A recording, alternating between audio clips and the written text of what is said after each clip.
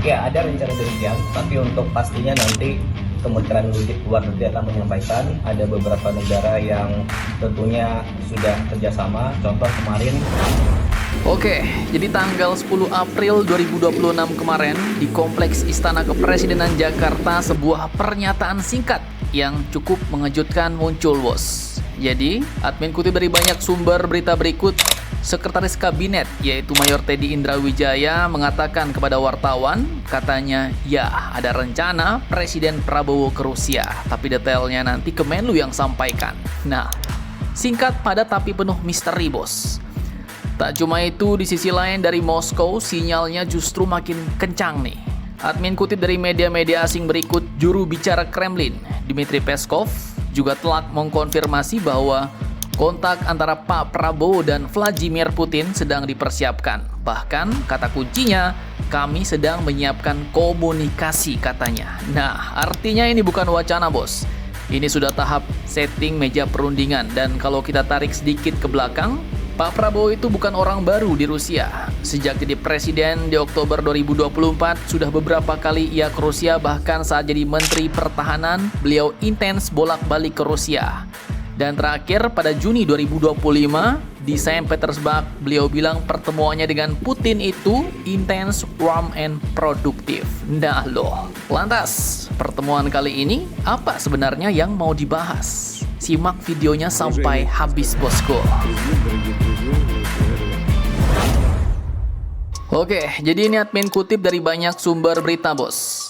Kalau kita lihat konteks global sekarang, dunia ini lagi kena krisis energi besar-besaran, dipicu oleh konflik Timur Tengah, dan yang paling krusial adalah penutupan Strait of Hormuz. Jalur vital minyak dunia tersendat, bos. Efeknya harga goyang, pasokan ketat, dan negara-negara pun mulai panik. Dan disinilah Rusia ternyata masuk. Sebagai eksportir minyak terbesar kedua di dunia, Rusia pun sekarang kebanjiran permintaan dari kawan-kawan kita di Asia, bos. Mulai dari Vietnam, Thailand, Filipina, semuanya mulai melirik. Dan Indonesia memang tidak sepenuhnya bergantung ke Timur Tengah, tapi tetap saja subsidi BBM harus dijaga, anggaran negara lagi ditekan, dan stabilitas dalam negeri artinya adalah harga energi yang aman. Bahkan Menteri SDM Bapak Bahlil Lahadalia sudah membuka opsi bahwa katanya Indonesia siap membeli minyak dari Rusia.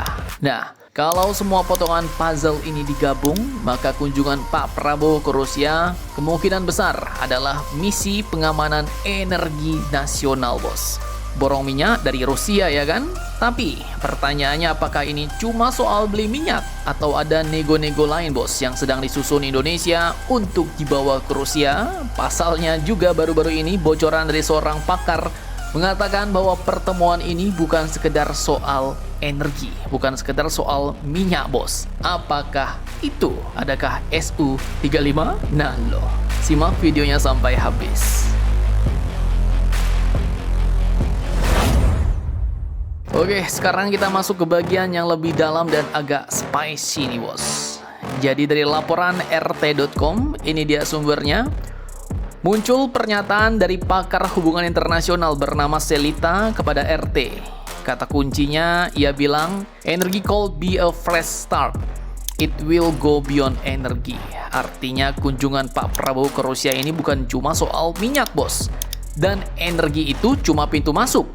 Bayangin, kalau lu datang ke teman buat minjem charger atau kerja kelompok, ya kan? Ujung-ujungnya bilang, pinjam dulu 100. Nah, kira-kira begitulah analoginya.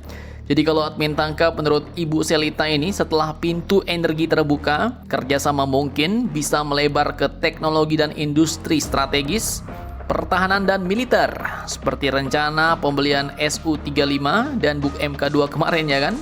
Kemudian pangan dan pupuk sampai investasi jangka panjang. Dan ini makin menarik ketika dikaitkan lagi pernyataannya dengan satu istilah BRICS. Blok ekonomi yang sekarang lagi naik daun, bos. Kenapa penting? Karena dunia saat ini mulai berubah. Dari yang tadinya didominasi satu kutub yaitu Barat, kini menuju dunia multipolar. Di mana negara-negara seperti Rusia, China, dan India mulai membentuk keseimbangan baru, dan BRICS disebut sebagai jembatan antara Global North and Global South. Artinya negara berkembang termasuk Indonesia punya peluang lebih besar untuk tidak bergantung pada satu kekuatan, bermain di banyak sisi dan meningkatkan posisi tawar global. Nah, disinilah strategi Pak Prabowo jadi kelihatan nih bos. Bukan condong ke barat, tapi juga bukan sepenuhnya ke timur, melainkan main di semua sisi untuk kepentingan nasional. Dan kalau langkah ini berhasil, Indonesia jelas bisa dapat energi lebih aman, dapat investasi lebih luas dan lebih banyak, dan naik kelas jadi pemain global yang diperhitungkan. Jadi sekarang pertanyaannya bukan lagi ngapain Pak Prabowo ke Rusia ya kan? Tapi seberapa besar dampaknya buat masa depan Indonesia? Dan apakah SU-35 akan benar-benar lanjut diborong? Oke, simak videonya sampai habis, bos.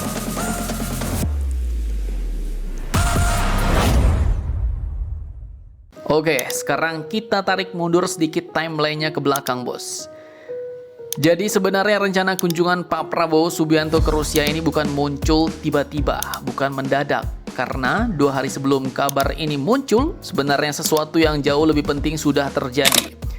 Yaitu tanggal 9 April 2026 kemarin, Indonesia dan Rusia resmi menandatangani hasil pertemuan ke-7 Forum Kerjasama Ekonomi Strategis, yaitu Protokol Working Group on Trade, Investment and Industry atau WGTII. Nah, yang tanda tangan pun bukan orang sembarangan nih, yaitu Bapak Edi Priopambudi dari pihak Indonesia dan Vladimir Ilichev dari pihak Rusia. Dan ini bukan kerjasama kaleng-kaleng, bos. Kalau kita bongkar, isinya pun daging semua nih. Pertama, katanya yang disepakati adalah sektor energi. Tapi bukan cuma minyak, mereka juga bicara soal energi baru terbarukan. Artinya, Indonesia bukan cuma mau bertahan hari ini, bos, tapi juga mulai setting posisi untuk masa depan. Kemudian yang kedua, sektor pangan dan pertanian. Mulai dari pupuk, perikanan, sampai kelapa sawit. Ini kelihatan sederhana, tapi ini sebenarnya soal ketahanan nasional. Karena dalam krisis global jelas, bos, yang paling dicari bukan cuma minyak, tapi juga makanan. Dan ketiga ini yang mulai berat, bos, industri strategis. Mulai dari farmasi, metalurgi, kimia, penerbangan, hingga infrastruktur. Nah loh, jangan-jangan memang benar nih mau ada deal-dealan SU-35 pula ya kan? Nah, kemudian selain itu ada juga kerjasama logistik, kawasan ekonomi khusus, lingkungan hidup, bahkan ekonomi kreatif. Artinya ini bukan kerjasama sektoral doang, tapi mau membangun ekosistem ekonomi penuh, bos. Dan sekarang kita gabungkan semuanya dari semua sumber-sumber yang admin kutip. Jadi timeline-nya begini, bos. 9 April kemarin, deal teknis telah ditandatangani. Kemudian 10 April, Istana buka suara soal rencana kunjungan dan Kremlin juga mengkonfirmasi pertemuan sedang disiapkan.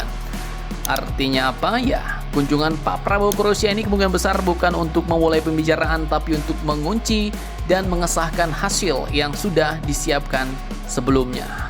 Ibarat dunia militer, WGTI itu seperti perencanaan operasi di ruang briefing, bos, dan kunjungan presiden adalah eksekusi di lapangan. Mantap, mantap, jos.